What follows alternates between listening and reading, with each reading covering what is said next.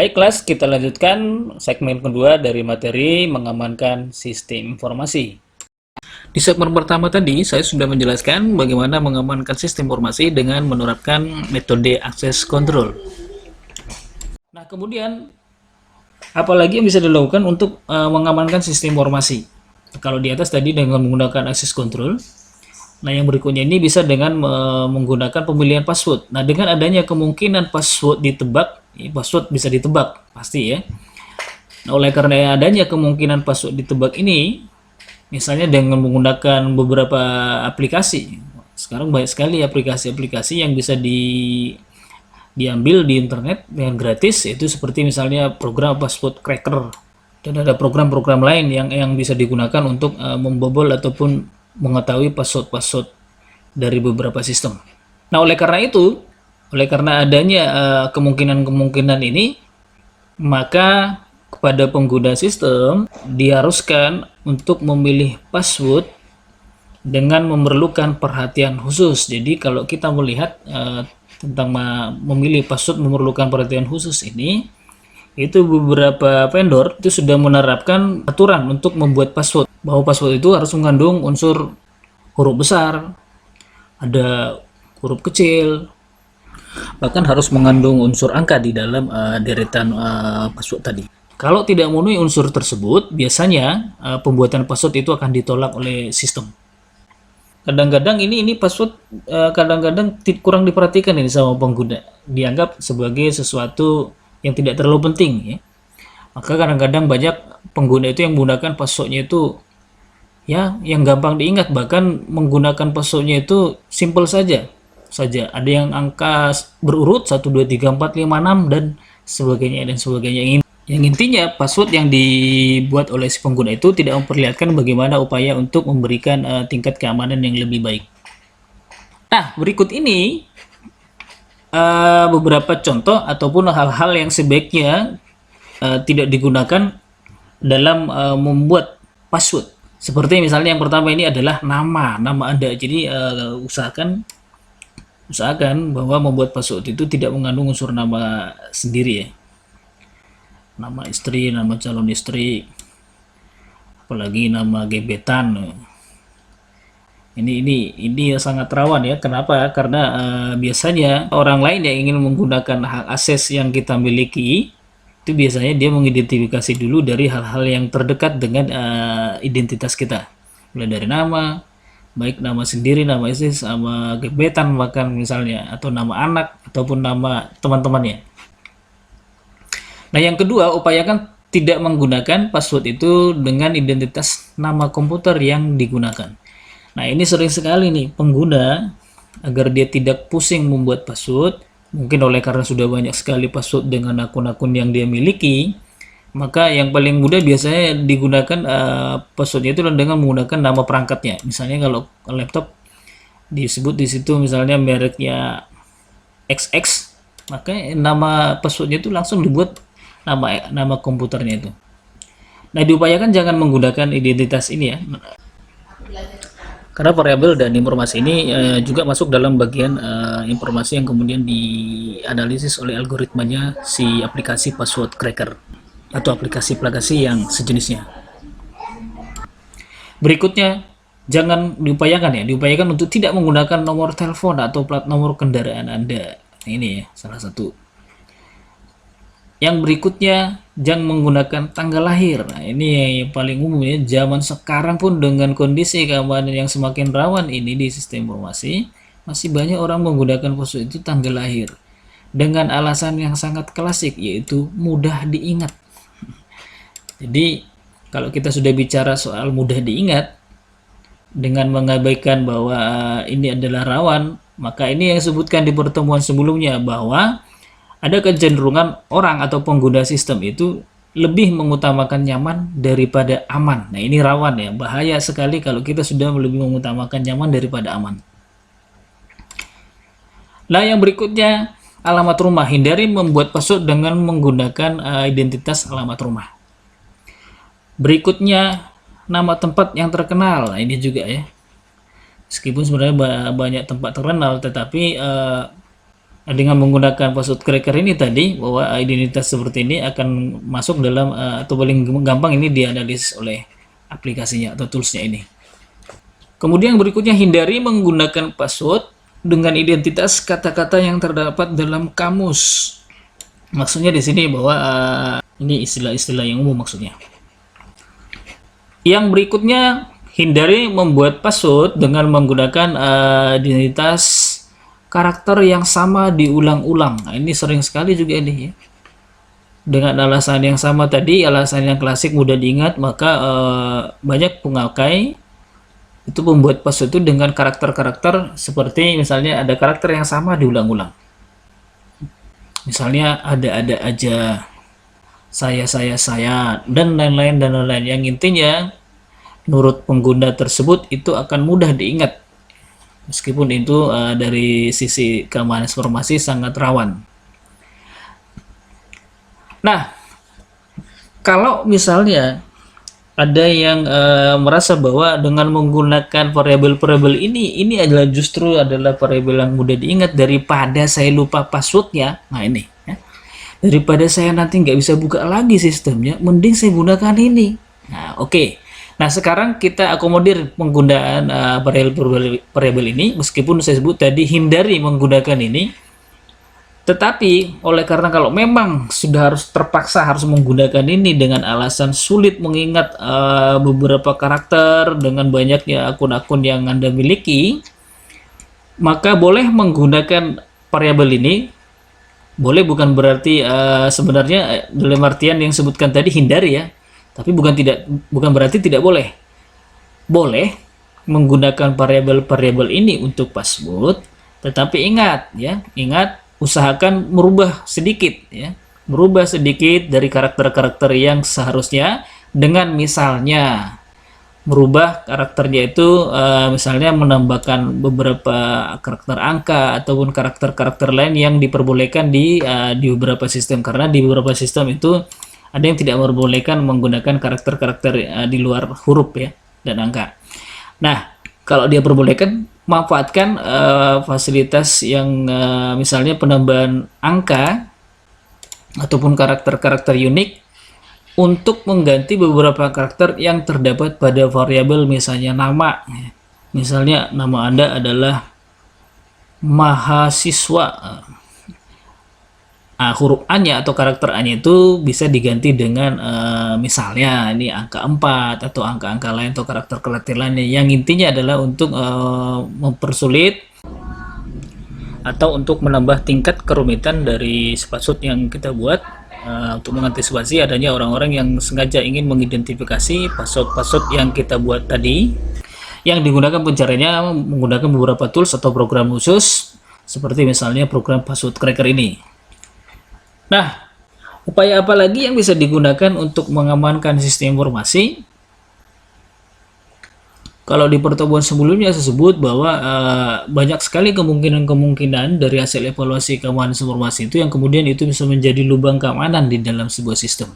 Nah, salah satunya adalah beberapa service ya. Beberapa service di sistem itu bisa juga dijadikan oleh orang-orang yang ingin melakukan akses ilegal terhadap sistem, memanfaatkan service-service yang jarang digunakan. Nah, di beberapa sistem itu terdapat ada beberapa service-service yang ketika menginstalkan sistemnya, maka dia langsung include dengan sistem tersebut. Tetapi service tersebut belum tentu digunakan oleh pengguna. Nah, service-service inilah yang sering diamati oleh para cracker yang kemudian digunakan untuk menitipkan atau menyisipkan script atau baris kode yang dapat digunakannya untuk berkembang dan kemudian menyerang sistem yang dia masuki tadi. Oke, di sini disebut bahwa sering sekali sistem ini disebutkan tadi ya, perangkat keras baik perangkat keras maupun perangkat lunak diberikan dengan beberapa service dijalankan. Disebutkan tadi bahwa secara default beberapa sistem itu langsung menginstalkan beberapa service yang kemudian include pada saat penginstalan sistemnya, meskipun sistem-sistem tersebut belum tentu digunakan oleh si pengguna. Nah, sebagai contoh misalnya dalam sistem Unix, service-service yang sering dipasang oleh vendornya otomatis ya, include seperti Finger, Telnet, FTP, SMTP, POP, Echo, dan lain-lain. Nah, service-service ini belum tentu digunakan oleh pengguna. Nah, bagi attacker, nah ini bisa dijadikan sebagai media untuk disebutkan tadi menanamkan ataupun menitipkan beberapa source kode yang digunakan untuk menyerang sistem ini tadi. Ya, service ini seperti juga misalnya dalam penggunaan gadget juga ini banyak ya, banyak service juga kalau kita melihat di gawai kita atau gadget yang Anda gunakan, itu banyak juga service yang sebenarnya secara teknis tidak pernah digunakan oleh pengguna perangkatnya. Memang ada beberapa service itu yang tidak boleh dihapus ya, yang memang walaupun tidak digunakan tapi tidak bisa hapus. Tapi ada beberapa service itu yang kemudian diinkludkan oleh si vendornya, sebenarnya dihapus pun tidak apa-apa. Nah, oleh karena itu, dengan tujuan untuk mengamankan sistem, harapannya semua service-service yang tidak diperlukan itu harus dihapus. Termasuk itu di komputer server. Nah, kenapa penutupan service ini dilakukan? Salah satu sebenarnya alasannya adalah bahwa sudah banyak kasus yang ditemukan yang menunjukkan bahwa adanya abuse dari service tersebut atau penyalahgunaan dari service yang tidak digunakan tadi. Penyalahgunaan seperti apa itu tadi, seperti contoh yang disebutkan tadi ya. Atau ada lubang keamanan dalam service tersebut, akan tetapi sang administrator tidak menyadari bahwa service tersebut dijalankan di komputernya. Nah, ini yang ini saya sebutkan di awal, bahwa kenapa ini harus dibuang, karena ini bagian yang aman yang dapat digunakan oleh attacker untuk masuk ke dalam sistem, di mana pengguna ataupun administrator tidak akan menyadari hal tersebut. Nah, dalam upaya mengamankan informasi bisa juga menggunakan dengan mode daemon service. Daemon service ini dijalankan biasanya dia di belakang layar ya, tanpa intervensi dari penggunanya, seperti misalnya syslog ya. Syslog itu dijalankan di belakang layar untuk mengontrol ataupun menangani sistem log atau log system. Nah, berikutnya kelas keamanan informasi. Untuk mengamankan sistem informasi bisa juga dilakukan dengan melakukan pemasangan proteksi. Memasang proteksi yang dimasukkan di sini adalah seperti yang disebutkan di sini, untuk lebih meningkatkan keamanan sistem informasi. Proteksi dapat ditambahkan. Proteksi ini dapat berupa filter secara umum ya, dan yang lebih spesifik seperti yang saya sebut di awal tadi, yaitu firewall. Jadi proteksi itu bisa berupa filter secara umum, dan yang lebih spesifik adalah firewall. Firewall ini sudah termasuk dia adalah filter. Filter dapat digunakan untuk memfilter email misalnya, memfilter informasi, memfilter akses, atau bahkan dalam level paket. Sebagai contoh, kalau di sistem Unix itu ada paket yang disebut dengan program TCP wrapper yang dapat digunakan untuk membatasi akses kepada service atau aplikasi tertentu. Jadi setiap menggunakan aplikasi tertentu, untuk mengakses itu kita harus memasukkan kata kunci yang sudah disetting atau dikonfigurasi di awal. Sementara firewall dapat digunakan untuk melakukan filter secara umum. Nah, ini ada firewall ya. Firewall ini bagian dari proses mengamankan sistem informasi. Nah, firewall merupakan sebuah perangkat yang diletakkan di antara internet dan jaringan internal. Jadi ada dinding pembatas antara internet dengan jaringan internalnya. Sebagai contoh, ini ada di diagram ini.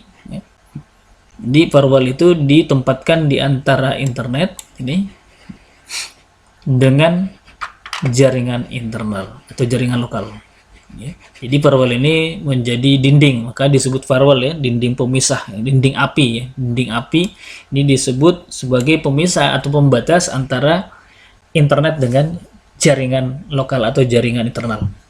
Yang tujuannya adalah, di sini tujuan utama firewall disebut adalah untuk menjaga atau mencegah agar akses ke dalam maupun keluar sistem, maksudnya dari orang yang tidak berwenang, tidak dapat dilakukan.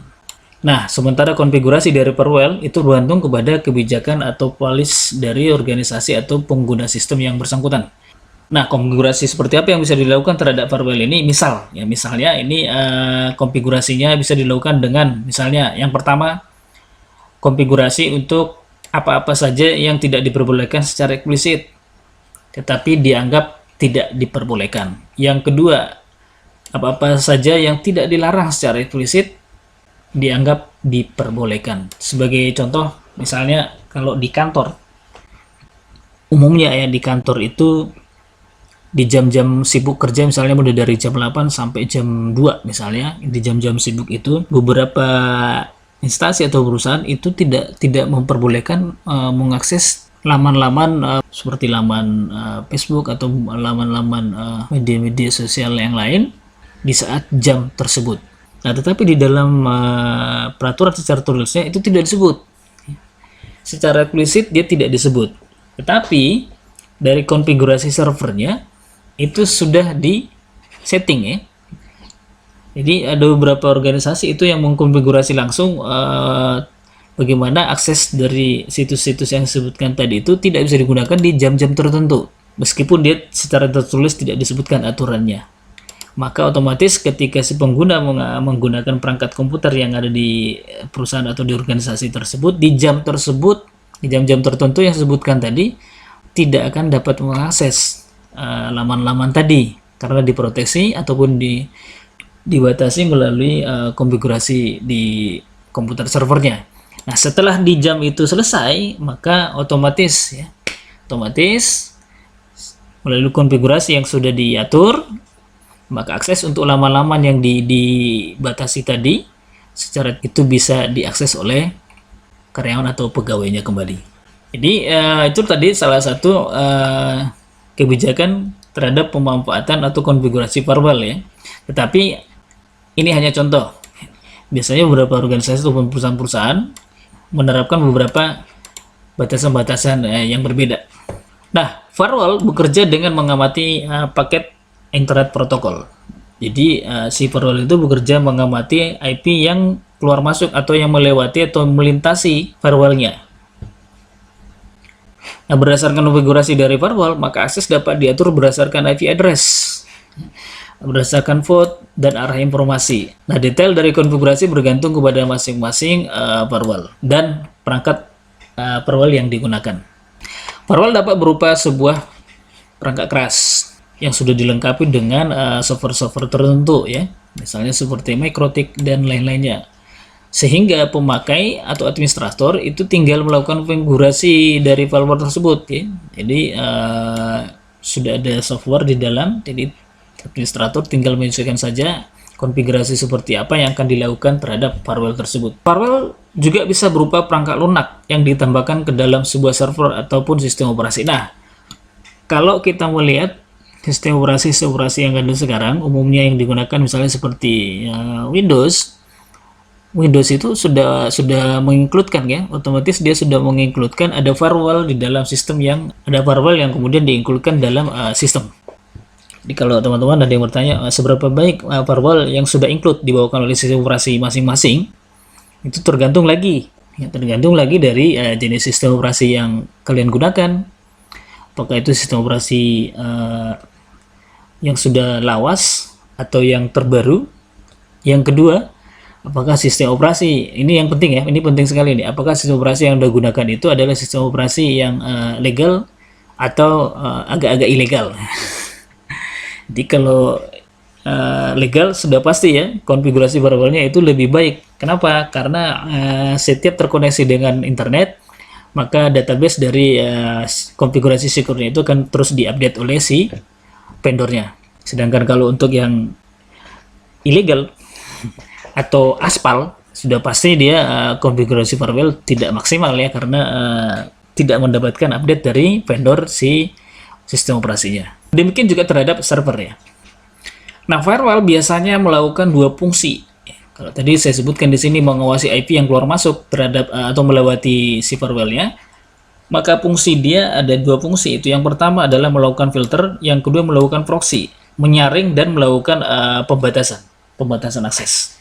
Nah, keduanya ini dapat dilakukan pada sebuah perangkat komputer atau device atau dilakukan secara terpisah. Nah, fungsi proxy dapat dilakukan oleh berbagai software ya, tergantung kepada jenis proxy yang dibutuhkan. Misalnya nih, ada software yang kemudian seperti contoh web proxy, Login proxy, FTP proxy, dan banyak sekali sekarang aplikasi ataupun jenis-jenis proxy yang beredar ya.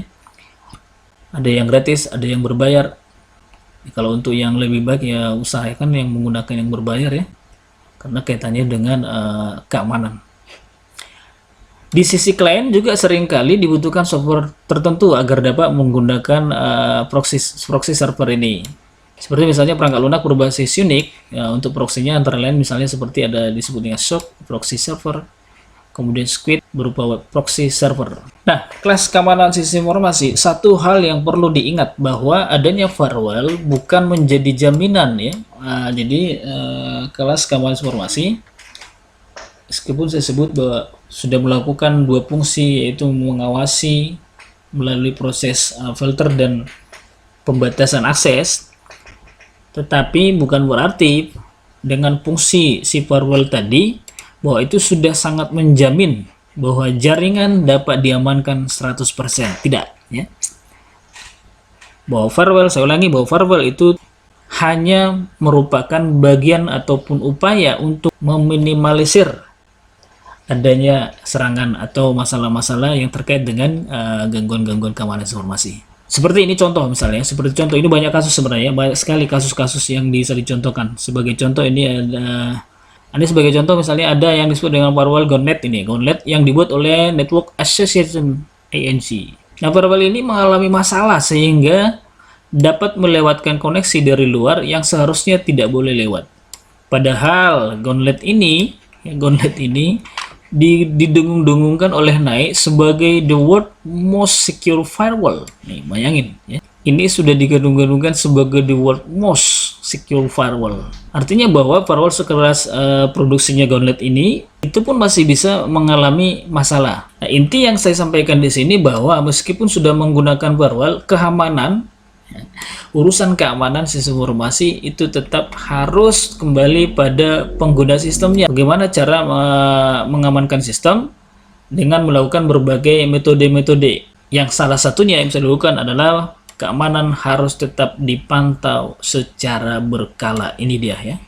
Jadi secanggih apapun firewall yang kalian pasang di beberapa sistem, tapi upaya maksimal untuk pengamanannya bahwa kita atau sebagai pengelola sistem atau pemilik sistem itu harus tetap memantau keamanannya secara berkala. Inilah yang disebutkan di beberapa pertemuan sebelumnya tentang bagaimana mengevaluasi, tentang bagaimana pentingnya melakukan evaluasi keamanan sistem informasi dengan beberapa teknik-teknik. Nah, kemudian setelah menggunakan firewall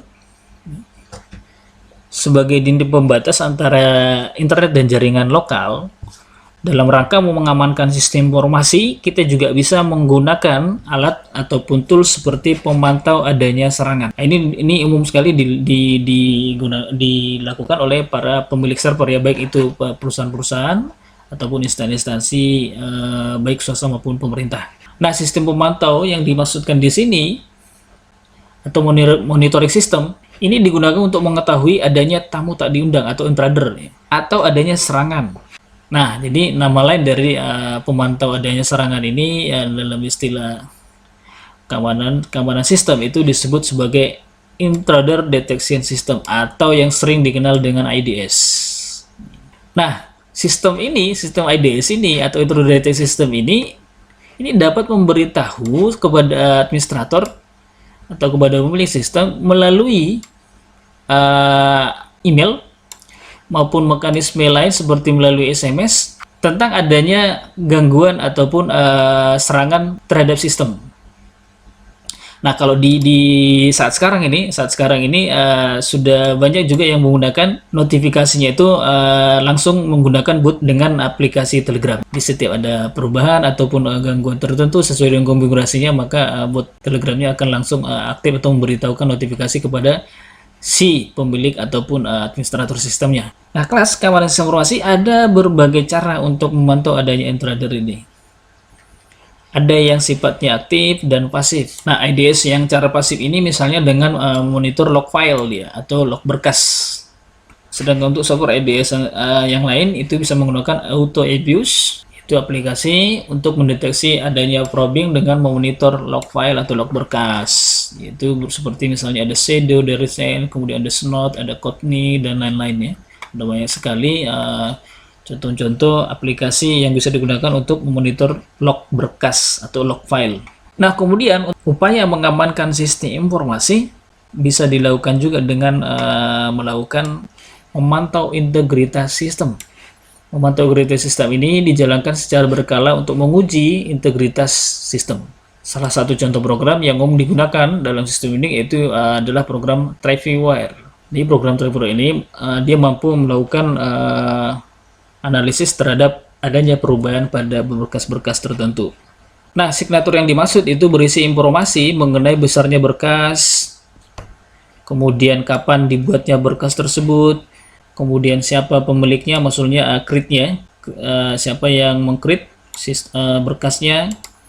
Nah, signatur atau berisi informasi mengenai besarnya berkas, kapan dibuatnya, dan siapa pemiliknya. Kalau dilakukan checksum atau hash dengan menggunakan beberapa program seperti MD5 dan sebagainya, bahwa nilai hash function yang tersimpan di dalam sistem dengan yang nilai function yang dihasilkan oleh MD5 ini akan berbeda, sehingga di database itu akan ketahuan adanya perubahan. Nah, untuk mengamankan sistem informasi kita juga bisa melakukan audit. Nah, ini di pertemuan sebelumnya juga sudah saya singgung masalah audit ini ya.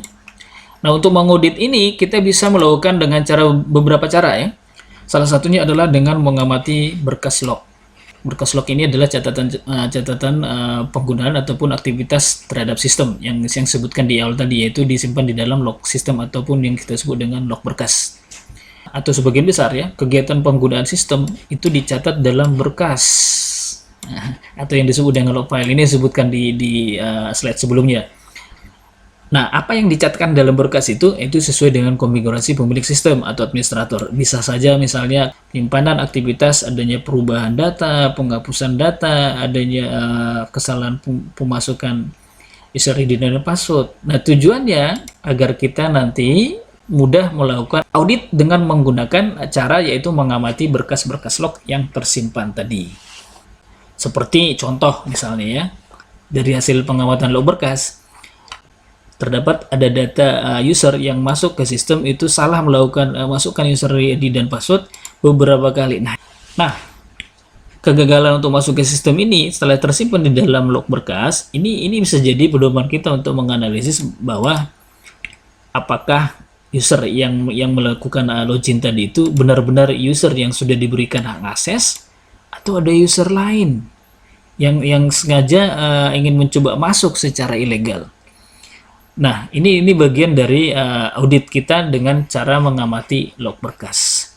Nah, salah satu juga contoh yang lain, misalnya di dalam log berkas kita melihat adanya penghapusan beberapa transaksi di jam-jam tertentu.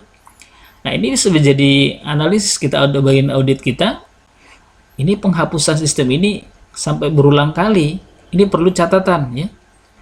Kenapa? Apakah oleh karena ada kesalahan sistem atau memang ada user lain yang sengaja masuk ke dalam atau ada user lain yang menggunakan hak akses yang sedang aktif dimanfaatin untuk melakukan transaksi pengolahan data yang ilegal. Dan contoh-contoh lain banyak sekali ya, bagaimana kita mengaudit dengan cara mengamati log berkas. Nah, untuk mengamati yang disebutkan tadi, maka di awal supaya proses pengamati berkas log ini bisa lebih mudah, seperti contohin tadi bagaimana mengamati adanya penghapusan transaksi, adanya pemasukan data user ID dan password yang salah berulang kali, inilah harus disimpan di dalam database. Ya, kalau di dalam aplikasi misalnya kita buatlah dia file khusus untuk menyimpan log berkas ini. Misalnya kita buat dia namanya log file atau berkas log. Nah, dengan menggunakan berkas log ini, para administrator diwajibkan untuk rajin memelihara dan menganalisis berkas log yang dimilikinya. Nah, artinya berkas log ini sangat sangat penting bagi administrator ya. Dengan adanya berkas log ini, administrator itu bisa lebih mudah menganalisis apakah ada gangguan atau tidak pada sistem yang sedang dijalankan. Nah, untuk mengamankan sistem informasi, kita juga bisa melakukan dengan menggunakan enkripsi. Nah, ini kembali lagi kita ke pembahasan di awal. Jadi memang metode enkripsi ini, teknik kriptografi yang kita bahas sebelumnya itu adalah salah satu metode enkripsi yang juga sering digunakan untuk melakukan atau meningkatkan mode keamanan sistem informasi. Jadi di luar beberapa cara tadi yang sebutkan access control, kemudian menggunakan autentikasi, kemudian melakukan backup rutin. Nah, di luar itu juga bisa melakukan pengamanan sistem informasi itu dengan menggunakan enkripsi yang tujuannya itu tadi untuk meningkatkan keamanan. Nah, salah satu mekanisme untuk meningkatkan keamanan adalah menggunakan teknologi enkripsi. Ini sudah kita bahas beberapa pertemuan sebelumnya dan akan kita bahas kembali di pertemuan-pertemuan yang berikutnya, termasuk di penugasan mode kriptografi yang akan dipresentasikan atau dikumpul di pertemuan 10. Nah, metode enkripsi yang disebutkan di sini juga sama seperti yang disebutkan di awal, bahwa data-data itu dikirimkan ataupun dilakukan proses penyandian pesan sedemikian rupa sehingga tidak mudah disadap. Nah, banyak service di internet yang masih menggunakan plain text untuk autentikasinya, seperti penggunaan pasangan user ID dan password. Ya. Ini untuk autentikasinya kan masih menggunakan plain text. Kita masih mengetikkan teks yang tidak tersandikan. Apa masalahnya kalau kemudian mode autentikasi atau service di internet ini masih menggunakan plain text? Seperti kita misalnya mengetikkan user ID dan password di kotak inputan halaman login misalnya. Ya tentu itu termasuk ada masalah ya. Masalah kenapa? Karena kalau di dalam browsernya itu tersimpan ada program-program seperti program penyadap atau pengendus atau sniper, maka user ID yang kita ketikkan di browser itu akan mudah sekali disadap mereka ya, kemudian digunakan untuk kepentingannya. Nah, untuk itu memang disarankan bagi teman-teman yang menggunakan beberapa user ID dan password ataupun akun-akun tertentu di internet, diupayakan agar tidak meninggalkan jejaknya setiap menggunakan aplikasi itu atau setiap selesai menggunakan aplikasi itu maksudnya. Baik, kelas keamanan sistem informasi. Demikian materi di pertemuan kita kali ini. Mudah-mudahan apa yang saya sampaikan hari ini dapat dipahami, dan bagi teman-teman yang sebutkan tadi kesulitan sinyal, tetap semangat ya, jangan sampai tidak mengikuti materinya meskipun sinyal sulit. Tetaplah berusaha dan tetap semangat. Nah, harapannya oleh karena bahasan keamanan informasi ini di zaman sekarang ini semakin penting. Oleh karena itu, mengulang materi-materi yang saya sampaikan berikut, mencari juga referensi-referensi dari materi-materi atau materi-materi terkait keamanan informasi dari sumber-sumber yang lainnya. Oke, kelas keamanan informasi, terima kasih sudah mengikuti materi ini. Sampai bertemu di pertemuan berikutnya. Tetap semangat, jangan lupa jaga kesehatan.